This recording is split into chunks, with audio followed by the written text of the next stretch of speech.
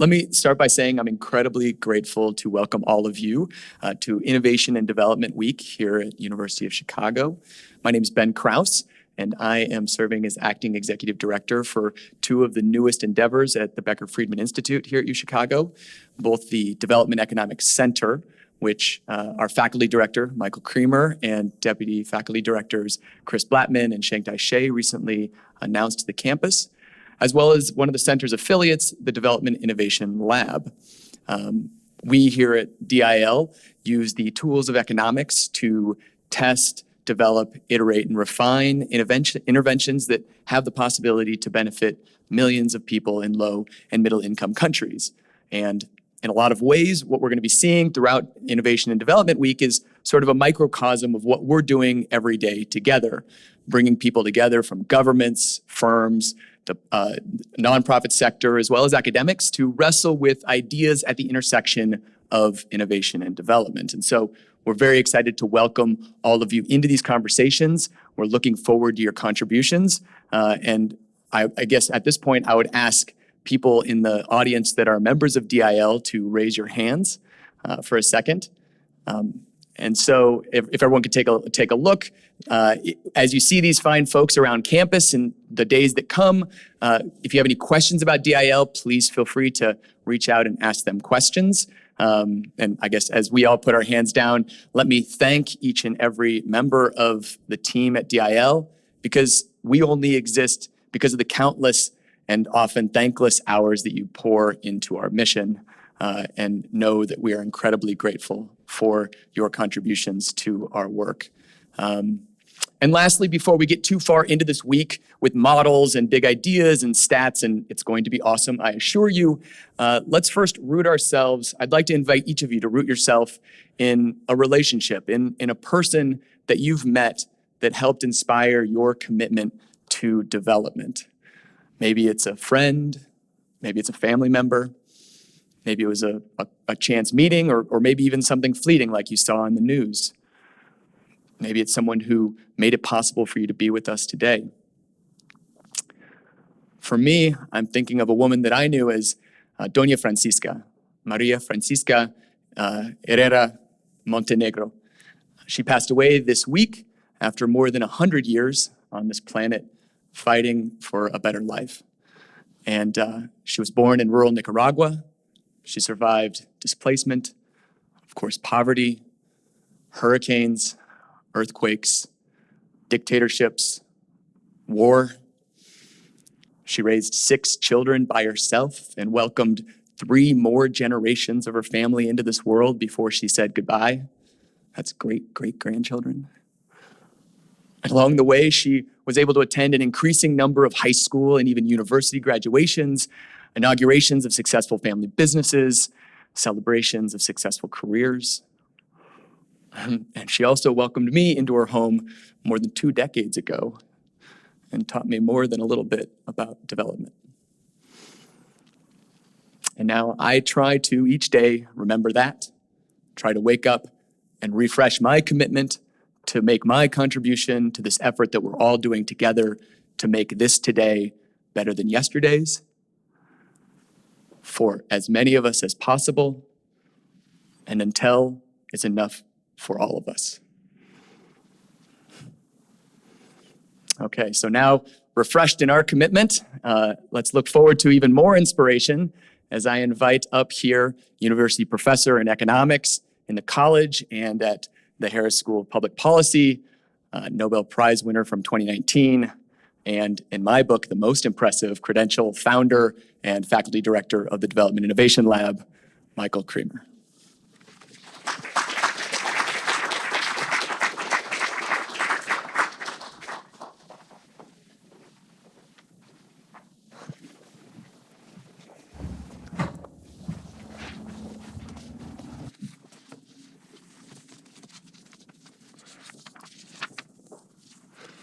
Thank you, Ben, for that wonderful opening and reminder of why we're all here.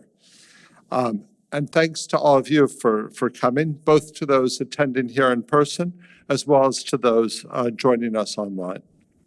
I'm thrilled to welcome everyone to the start of our Innovation and Development Economic Research and, our Innovation and Development Week, which is a series of events focusing on both development economic research and innovative solutions to address challenges faced in low and middle income countries.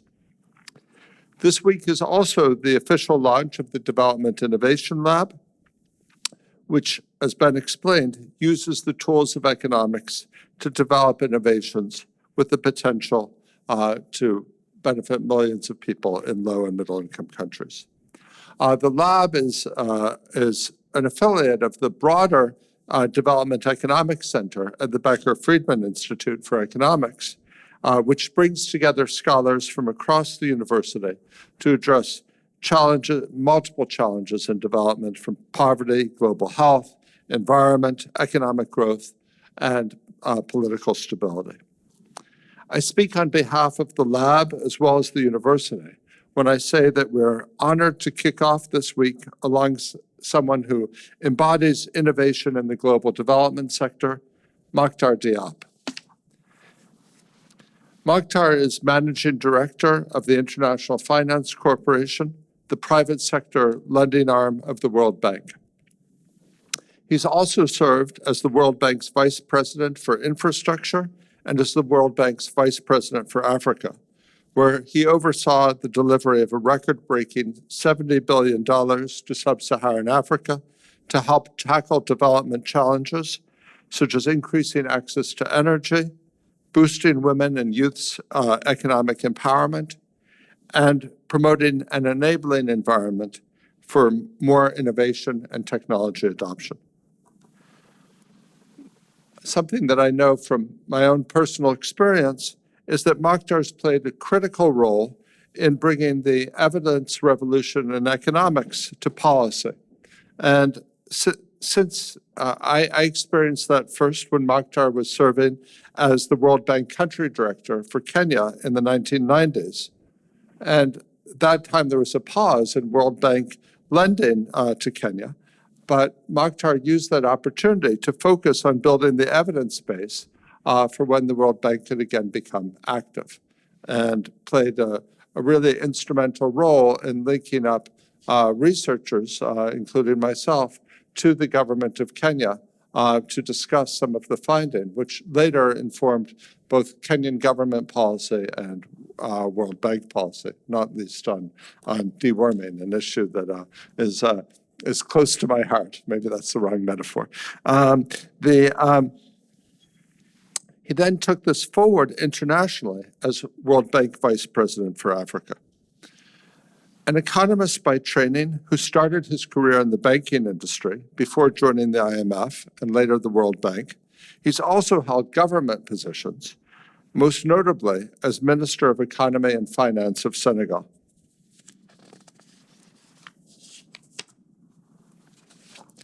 Makhtar is a deep thinker on development with a huge amount of experience. Makhtar, I'm delighted to have you here with us here on campus today, and honored to introduce your keynote presentation, Scaling Innovation in the Developing World.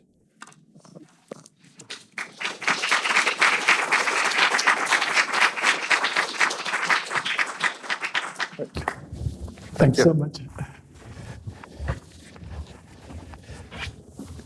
Good afternoon, everybody, and it's a huge pleasure to be here. To be here with a friend, because Michael is a friend, with Chris, with Rachel, all people I've been through my career working with in various. And let me start with an anecdote and say, how did I meet Michael? I left government and I was starting to work for the World Bank. So the first things I did is to try to know what is happening in terms of economic research in the country I will be posted, which was Kenya. I typed Kenya in SSRN, and the first name that popped up was Michael Kremer 000 draft of the deworming paper. But since then, you know what happened and the story around that paper. So we sat, and in his natural kindness, I sent him an email. He never heard of me. And I said, oh, I read your paper. I'm very interested. I'm about to be the country director in East Africa. Can we talk? And we start talking. We start talking, and things happened. So it means that the lesson from it is manifold. The first is that you need to be a very nice person like Michael to be able to lead and to be able to bring people around you. So I think that for you who are student or would be certainly having a long academic career, you can be Nobel Prize. But before becoming Nobel Prize, he is this wonderful brain, but also this great human being who is really motivated in solving the problem that affects the poor. And I think that we should never forget why we are doing all this. So Michael, thank you for all you're doing. Rachel, thank you. We have something in common. We work both for this institution called IMF. I don't know what you can say about it, but and Chris for your great contribution in other. So you asked me to talk about in front of people who are so much knowledgeable than me about a topic which is quite complex. And it's a big honor to be here, to be participating to launch, and I'm really delighted to do that. So we are living a moment in history where productivity growth has decelerated markedly in the last decade in many countries and fell by half in OECD countries. COVID-19, we know, is a pivot point, the end of one chapter and the beginning of another, an opportunity to do things differently and get the productivity engine going again. So we need to ask ourselves, what lesson have we taken from the last 2 years, but also looking back behind us, what have we learned about productivity? One thing is clear, is that the creation of this lab is extremely important in the silver lining from the pandemic. And the role of innovation has been not only tested in the social service delivery, but recently the work that you did, Michael, on vaccine has been extremely useful for policymakers. We saw also that with some right policy, we can also accelerate technology adoption. The US have DARPA, which allows them to spend in a record time a lot of money on research which was sitting and not being utilized. For those who read the book, The Code Breaker, from Isaacson, gives you a sense of how the science was advanced, but was not able to be translated necessarily in things which affect people's life immediately. Beyond the pandemic, innovation obviously is needed for us to solve all the issues. And the good thing is that innovation, the introduction of new product has a lot of return for investment. So you have a lot of people working on these issues. So the question is that why you don't have more adoption somewhere? And I will try just to draw some points based on 2 books that I've read recently and what I found very inspireful. But I also was very inspired by the review of this book and the comments that some economists wrote on these books.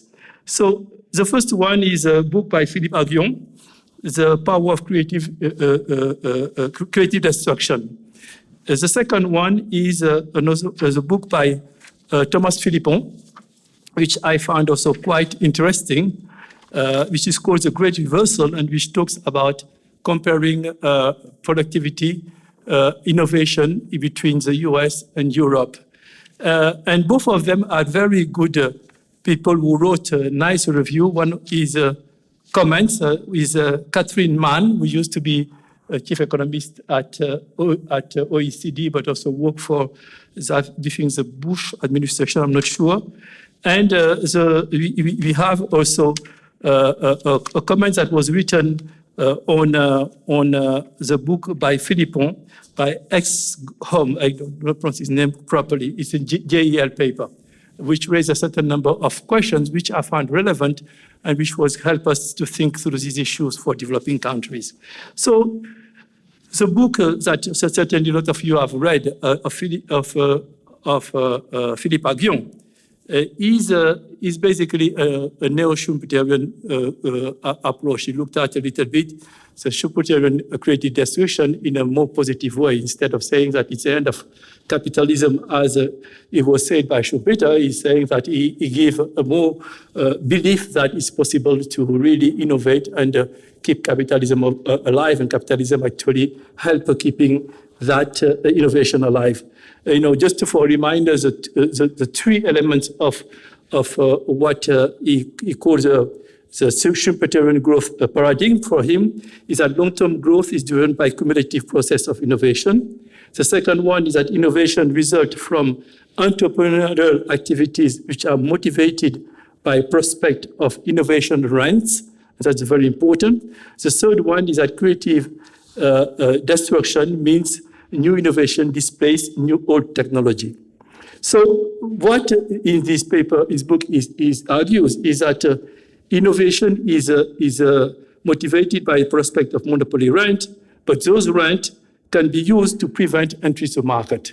And that's very important because and it's something that we look at when we discuss a little bit later the situation of developing countries and emerging economies, often this innovation has been used in some cases, and I will try later on to contrast the story of two-tail in Telecom between what happened in Kenya and happened in West Africa to give you a little bit how I see that.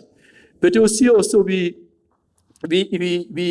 try to understand also why in this story there were some countries which had much faster industrial takeoff. And in this book, it tells a little bit the story in Europe, why Europe was able to have more innovation than at that time, at the industrial revolution time, than China, is because at that time, he argued that the authorities, the king in China would be sanctioning people who were innovating and displacing and having creative destruction, while in Europe, there were in place a mechanism that allowed people to protect innovation. So even if the king in France was against it, you can fly to other part of Europe and make sure that you can innovate in that. And it's one of the explanation that is giving of the industrial takeoff that you have in Europe compared to other parts of the world.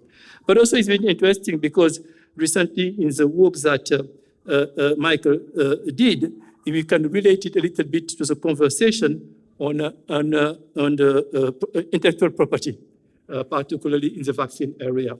As you know, there is a big discussion that is going on right now about how innovation should be treated, how it should be remunerated, and what are the conditions for people to continue investing in innovation. And you have a different view on that, and it's actually being a big element of a discussion at the WTO. I was with the head of WTO, Ngozi, a prominent African economist who has been Minister for Finance in Nigeria, Managing Director at the World Bank, who says that currently that question has been a very difficult issue to discuss inside WTO. Because you have different views. Another question about innovation that is important for emerging countries is automation and employment. You have a technological adoption like 3D, and a lot of countries in emerging economies have been taking a path growth which was labor-intensive activities and thinking that they will move in the ladder, moving to more industrialized type of activities, which is more capital-intensive. Some people argue that innovation and particularly technological adoption with automation will disrupt a little bit that approach. I am not totally sure, but I just want to pose it as a question that is in the mind of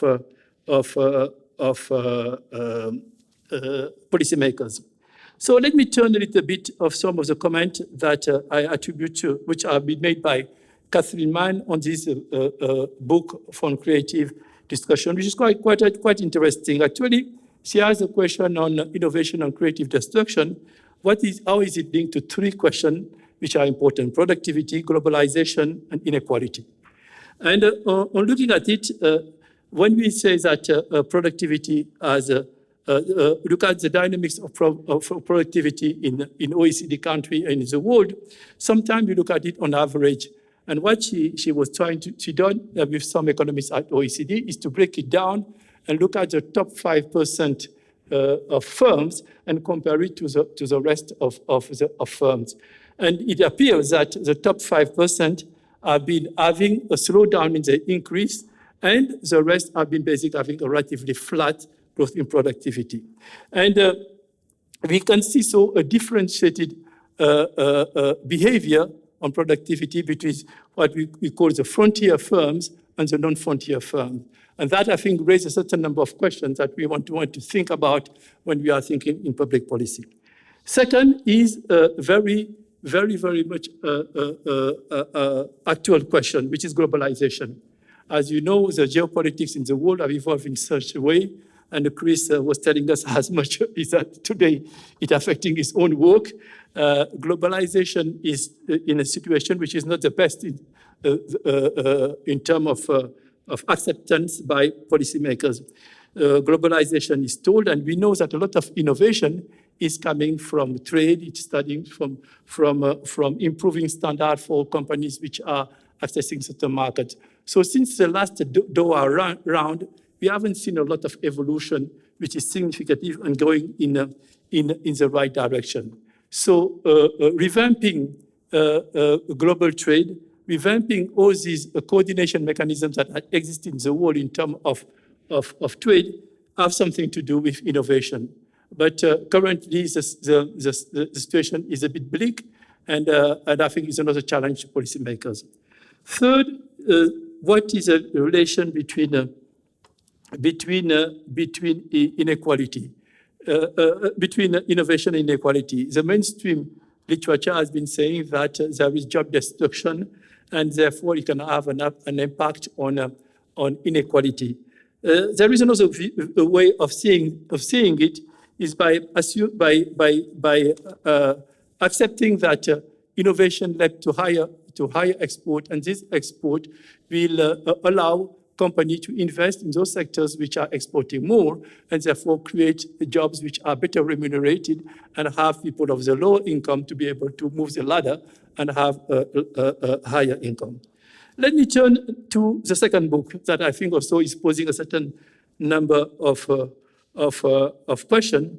Is A Great Reversal by Thomas Philippon, of NYU, who is trying to compare the US and EU. And basically, he started by saying he was a PhD, he was a student from France, arriving in Boston to study. And he was surprised to see that the cost of his subscription for phone was much higher in the US than it was in Europe, and it was a surprise for him because he thought that the US was a place of competition and the place where you will have competition and therefore lower prices. And he takes that opportunity to start a conversation on the impact of concentration market concentration. And I think that it's something that is very important and particularly relevant for all those who are working on developing countries. How really the market dominance and the market concentration is affecting really productivity growth and affecting innovation. We have seen that sometimes, even in growing economy, lack of competition can lead to a decline in a technological innovation and a slowdown in the rise of wages. And that's something that people have been adequating, saying, as the economy is growing, you will have a technological innovation. But if it's not done in a way which includes competition, the likelihood that innovation will follow is much lower. A third point that this book is making is that the rise of market power in the US and the different outcome in Europe are due to policy choices, particularly antitrust policy and lack of competition policy. And Philippon, having written a large literature on that, he drew on this large literature to make the point. I think that Ikaot, who wrote recently a review of it in the JEL, is raising a certain number of questions which I think are relevant for us. First of all, the measurement of this market concentration that used in that book extensively, which is, I don't want to bore you with that, it's a HHI index, which is a Findel and Chow index, which try just to look at the share of your market and square it and say this is basically the concentration. And it challenges that. It says, is it a good measurement to really look at concentration? And when you work in developing countries where you don't have so many large firms in the same sector, it's not maybe a good way of measuring that, and you have maybe other way of looking at it. And it suggested, to look at things like markup to see the marginal cost of producing something and how and the price is on the market, and try to look at it. And he warned also people to be careful about looking at price falling to say that there is more competition. And he brings something which for me is very important, which is technological change. Is that because of technological change, you can have price falling, but it doesn't mean that the dominant position that some firms have and their willingness to stop entry to market is not there. And they can have rent. And the good example that was provided, the production of RAM, because of technological progress, you can have price going down, but cost falling down so much, and you can have a significant market, and companies which are incumbent continue having rents and they're not allowing for competition. So these are the kind of questions that are coming. And I think that technological change is very important for developing countries. And I think there is a risk that the first mover who can consolidate a dominant position will be using it to stop competition and entry to market. Let me take here the example of the telecom industry in Africa. You had a situation whereby you have a monopoly which allow you to have innovation. That was Safaricom and M-Pesa. And you have one of the innovations which really transformed totally it. And if you look at the story for those who lived it directly, it was quite interesting because it was a certain number of elements which allow this. You had a governor of central bank at that time was coming from academia, Njuguna Ndungu, and was much more evidence-based and open to looking at evidence. And he accepted to have sandbox regulation around M-Pesa because it was not yet regulated by the market. So it allowed it, and that allows Safaricom and M-Pesa to develop that product. But now, as we go, Safaricom has a dominant position in the market, which is not challenged. How much of that rent today might be stopping in the future if the regulatory framework is not a change incentive in more innovation in the same area. At the same time, in West Africa, you have the technical solution of M-Pesa actually, which existed before actually Kenya. The technical application was there, the ITB. But the fact that the central bank at that time was not ready to have sandbox regulation, and it didn't allow people to be able to do that. But at the same time, you have a dominant company on IT who had a lot of rents and create a lot of barrier to entry in the telecom sector in Africa. So in West Africa. So you have a part of the world which had good infrastructure, good investment. We didn't progress as much in service delivery, while another one presented it. And we have two aspects of what I was telling you, which are illustrated here. So monopoly situation, which allowed innovation because invested but created barrier. But on the other side, the lack of openness to have sandbox and regulation didn't allow to use this comparative advantage that they have.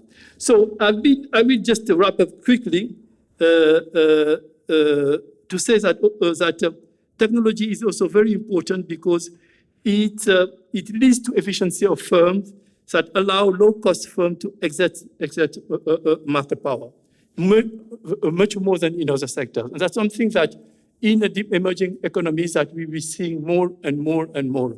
And I want us to relate it to a global public good discussion, which is climate change. We have a lot of new technology which is coming today, and if you don't think about it very carefully, we can have a first mover position which allow people to have a dominant position on some technology, have huge markups, and without competition, reduce the household welfare, but also might in the future deter from innovation in that sector in those particular countries. So this is for me very relevant.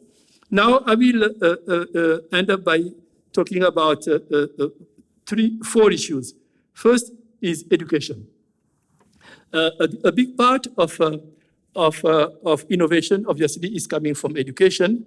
And there were, and I think that the work that Michael did with JPAL and all the evidence on service delivery show that innovation needs to exist in the service delivery, but also this also has a big impact with innovation at the firm level. So there is some award used by Philippe Aguillon, is the lost Einstein. So the lack of investment of human capital might create a situation where we have a lost Einstein and therefore less innovation.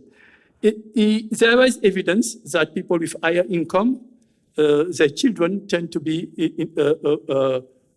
working more in innovation for many reasons that you can guess. So any public policy which allows people to move in the ladder and to be able to access education will have not only a social, will have an impact, and the social gain will be huge, but also it will have externalities on innovation and therefore help in terms of growth. We also see that the literature has been looking at a lot of this intervention. You have also bodies, the last 2 Nobel Prizes actually are looking at issues which are related to human capital and causality. The work that Michael and JPAL did on RCT, on service delivery for human capital, for human sector. You have Angist and Card and others who worked on labor economists, which were looking at natural experiment and causality.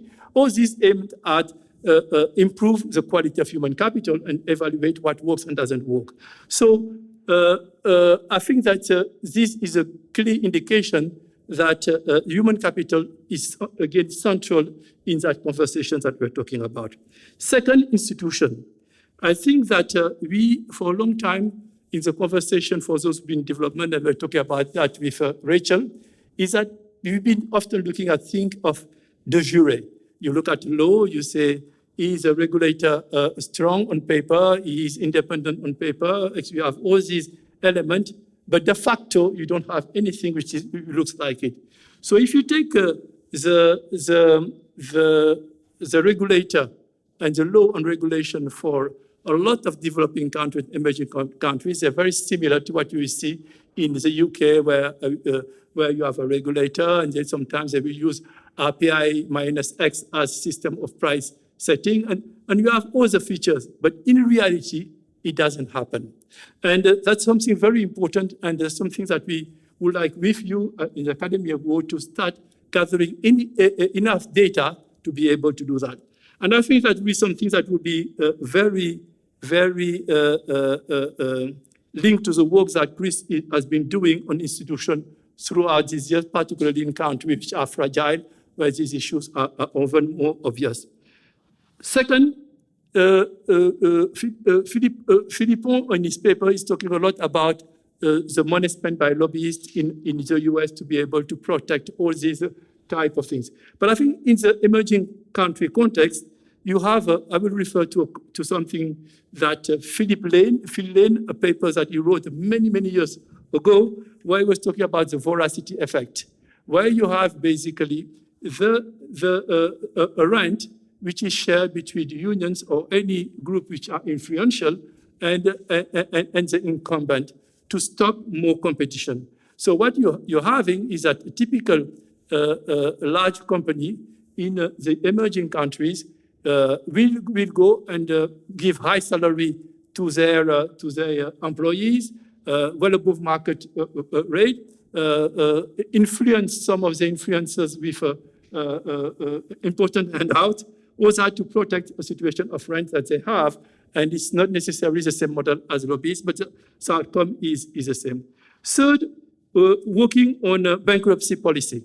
A lot of countries, emerging, don't have a bankruptcy policy which allows them to be able to take the risks that are needed for innovation, because if they fail, they don't have any safety net or Chapter 11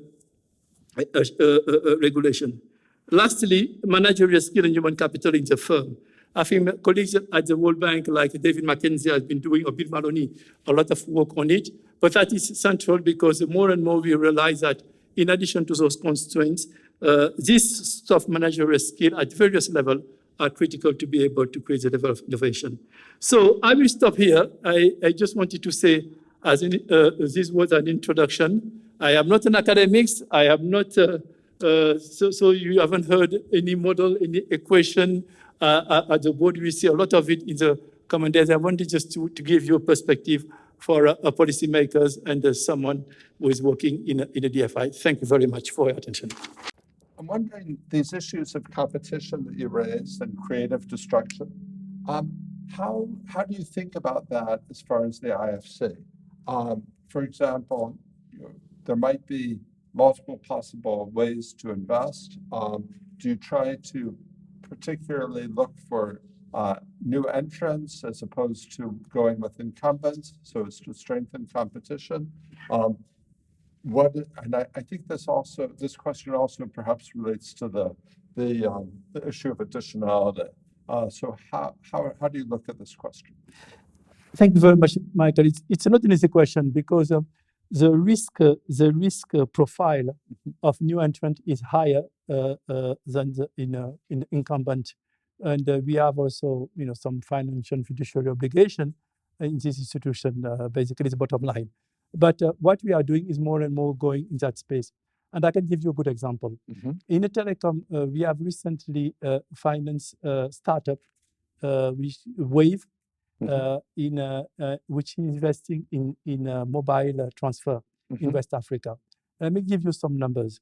The incumbent was asking 3% for every transaction, every payment. Mm-hmm. And you had to pay a fee when you are depositing money to your account. Usually it's a corner shop, which is you were paying money when you are depositing, and you were paying money when you're withdrawing your money.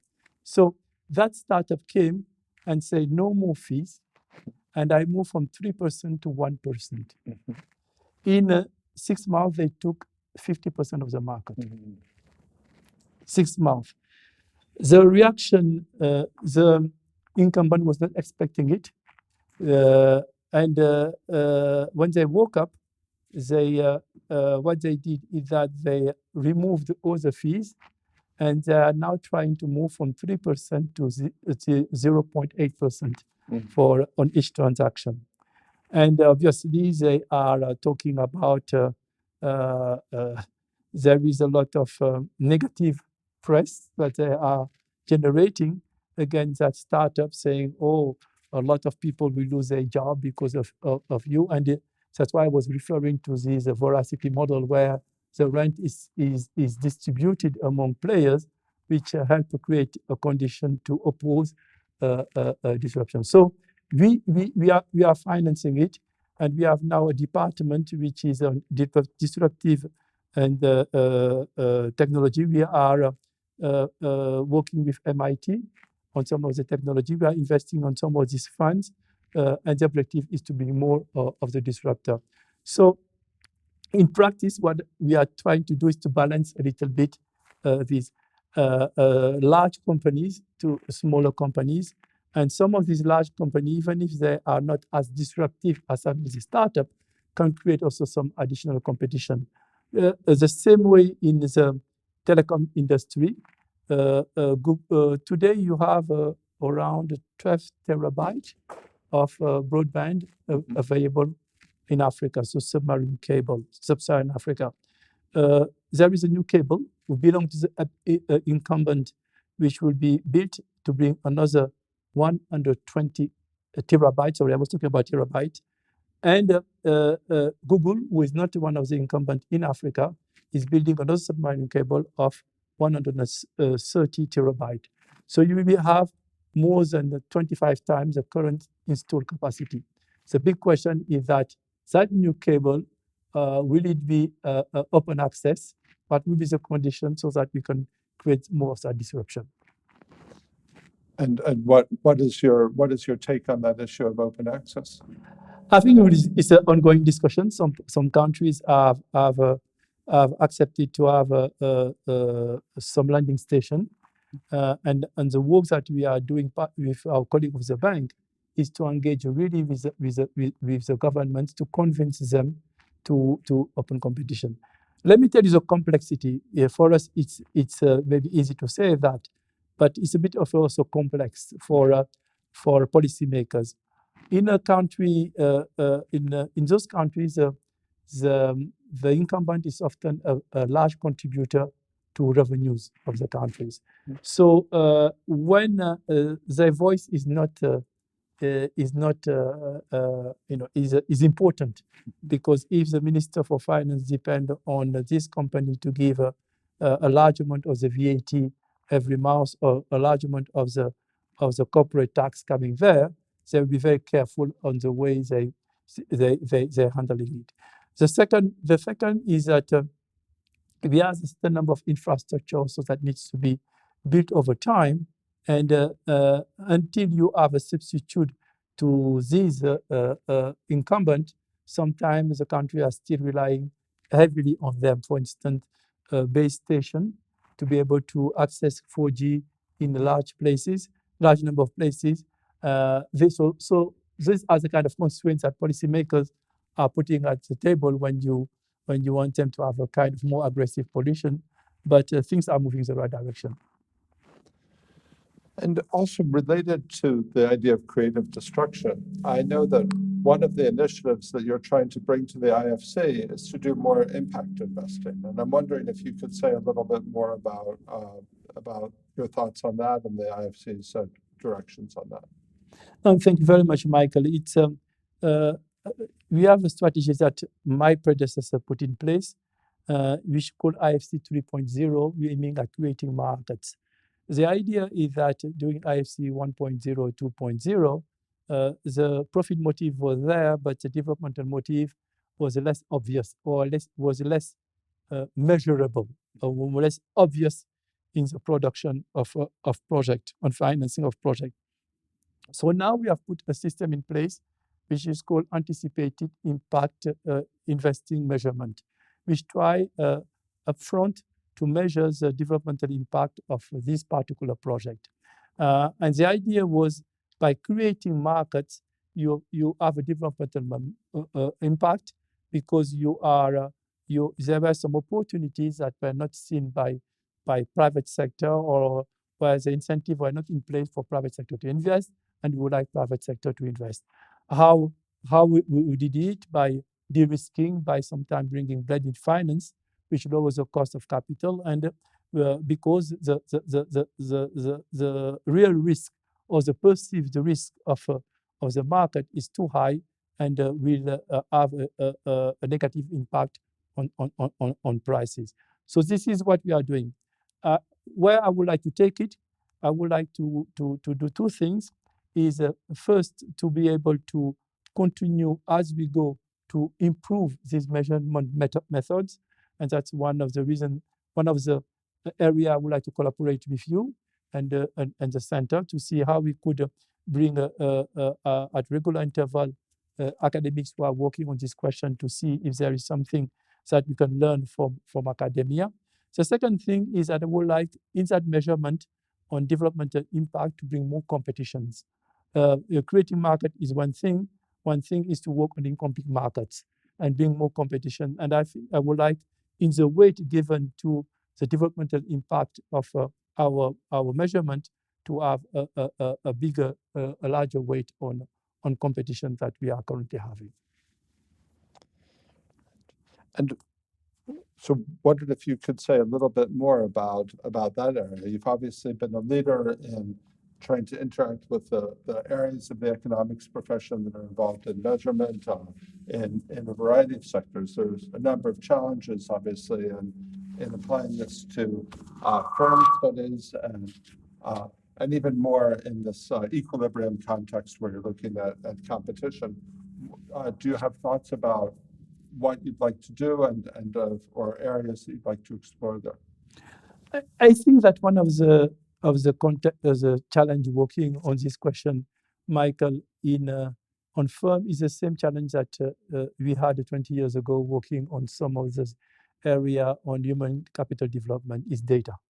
And I think that we need to work more on data things. And I think it's such it's a public good, and so I required like all issue related to public good coordination, and I think that working together, we should be able to do much more in terms of gathering data on small firm in emerging economies, and particularly I'm thinking about Africa. If you look at the literature today on work at the firm level, most of it is concentrated in India, in emerging economies, sometime in Latin America. Very little on things. I think a lot of work has been done on public services, on education, on other things in Africa, but not enough at the firm level. That's something that I would like Michael to say. I don't think I see a better place than yours, your experience, your knowledge of the work.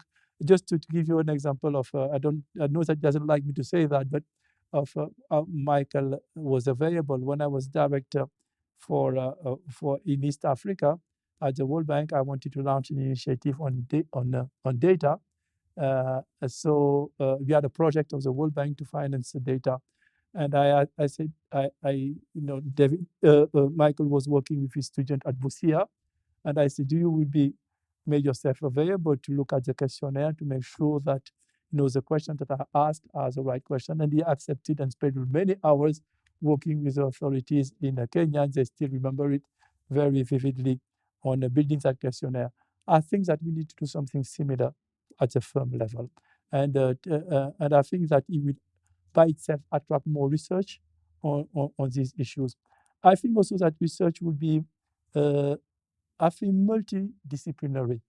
I think we will have to look at some of the sociological questions and how a little bit like the kind of question that Ted was asking when he was looking at the witch hunting papers, or the use of the approach of the community to managing infrastructure depending on the ethnicity, diversity in a place. I think we need to understand also some of these questions from a firm level, and I think it will require some point a joint approach between economists, but also people who are working in other fields to be able to get a bit more in depth in the determinant of some of the decision making in the firms and characteristic of firm in Africa. And wondered if you could say a bit more about, you mentioned finance earlier. Obviously, one of the ways that the IFC works is through financial intermediaries, and are there things that, are there ways that what are your thoughts on that area and how it might be possible to help stimulate the development of the finance industry in Africa and more broadly in ways that can make it act in a way that spurs innovation, competition, and growth more broadly? No, thank you very much, because this is an industry where you have a lot of collusions often. People are meeting a backroom, as they say, backroom cigar room, whatever they call it, where people agree on. What we have in a lot of African countries, I don't say all, because in some country like Kenya, like Nigeria, there's banks of certain things. In lower income countries, you see a lot of banks which are undercapitalized. In a country which has a very low level of private and public savings. which means that in fact people are short-term resources, and therefore they do short-term loans. And the productivity gain will not be coming from investment which are only short-term investment because of the cost of it, of having revolving credit, but also the uncertainties that it creates for investors, and particularly with an environment which is already risky. So the way people discount the future is even more important than the way they're discounting it in an environment like this one.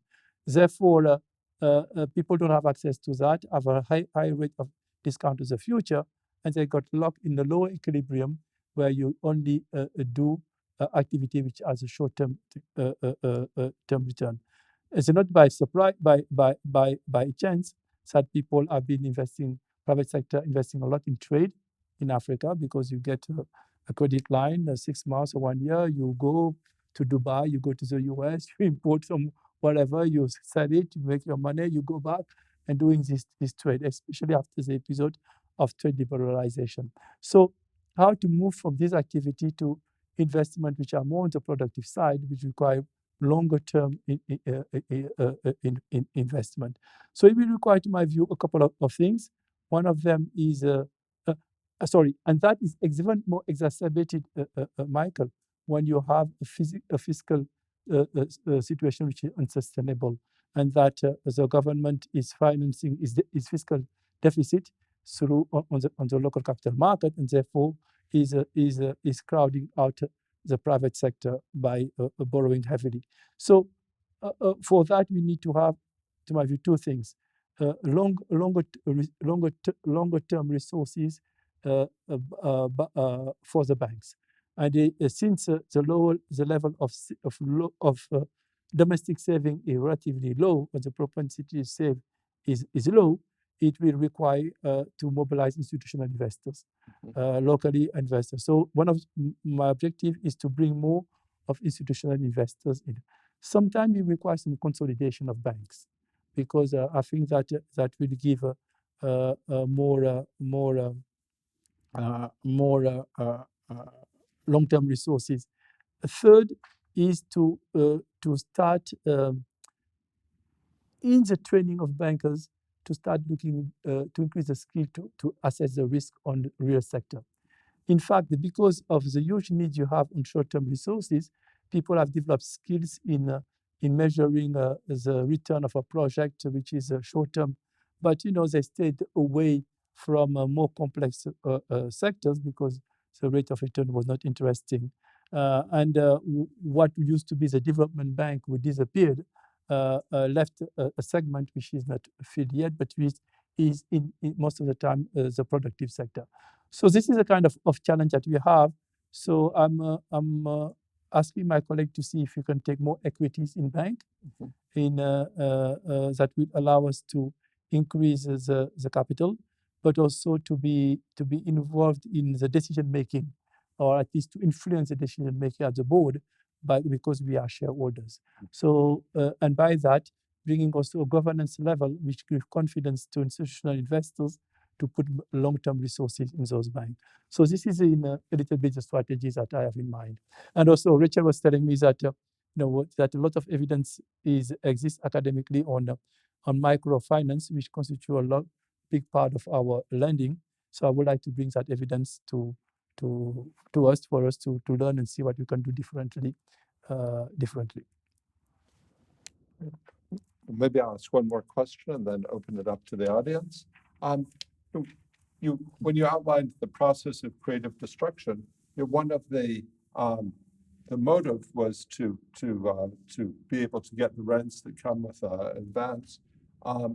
One issue is sometimes that comes through constructing a very large firm, and in many low-income countries, there's relatively few large firms, and perhaps a very low rate of creation of new large firms. And wondered if you have thoughts, and one of the issues both in Africa and Latin America is pointed to is the greater level of regulation on larger firms, while informal firms can perhaps escape some of that regulation. Do you have thoughts on that issue? I think that it's been a lot, the low level of innovation that we have seen in those markets. I think that the fact that you didn't have companies which are able to have a rent and allows them to invest in activities which are creating innovation is part of the reason why you didn't have. But I think that there are now some sector, particularly what I would think about technology, where you can have with the type of investment that you need to have and investment in human capital to have the level of innovation that might not be easy to get quickly in other sectors. So I'm watching very closely the technological sector, the